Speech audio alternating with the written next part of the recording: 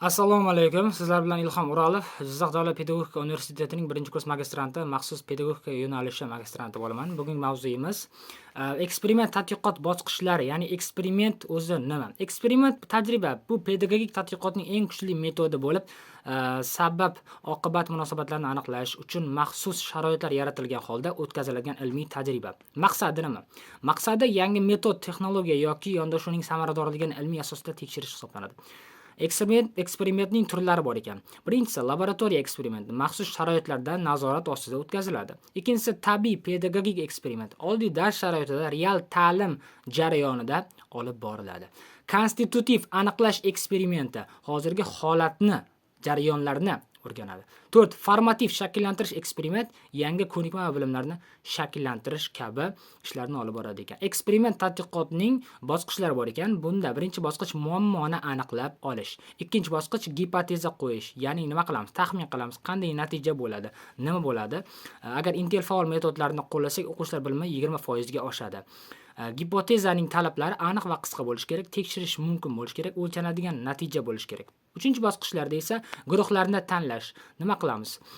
Eksperiment guruh yangi metodda ishlaydigan guruh, oddiy metodda ishlaydigan nazorat guruhini ham tashkil qilsak bo'ladi. Muhim qoidalar: guruhlar bir xil bo'lishi kerak, ya'ni soni, yosh, darajasi kabilardir.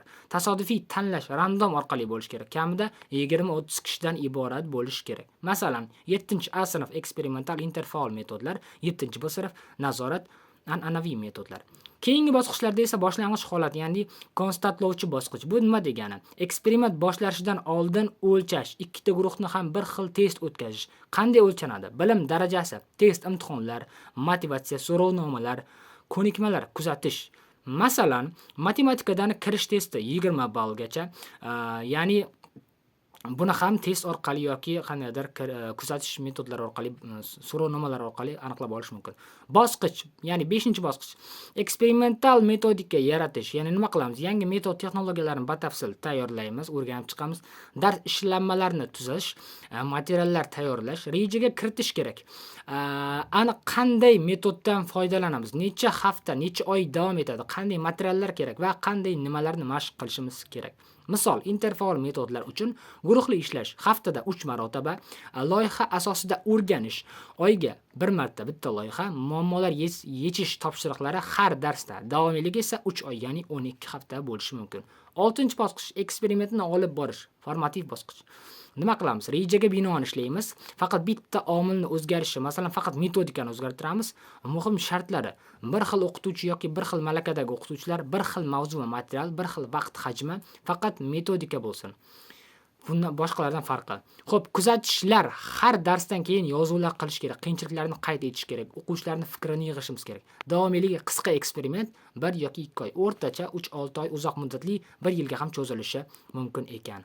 Xo'p, keyingi bosqichlar natijalarini tahlil qilish, boshlang'ich va yakuniy natijalarni solishtirish, statistik tahlillar o'tkazish kerak bo'ladi albatta.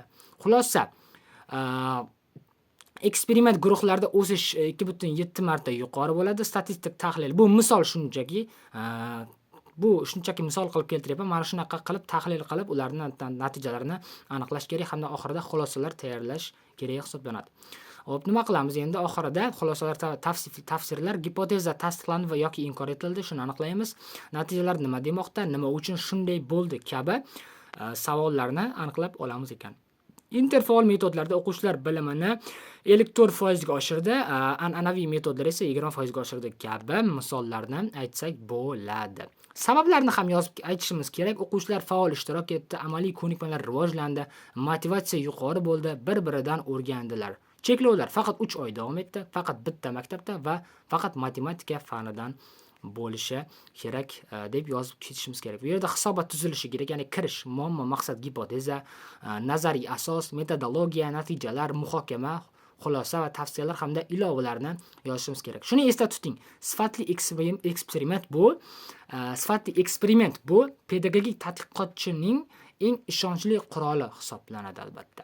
Sizlardan qisqacha eksperiment tadqiqot bosqichlari haqida Ilhom O'rolov ma'lumot berib o'tdi. Hammaga rahmat. Keyingi videolarimizda ko'rishguncha.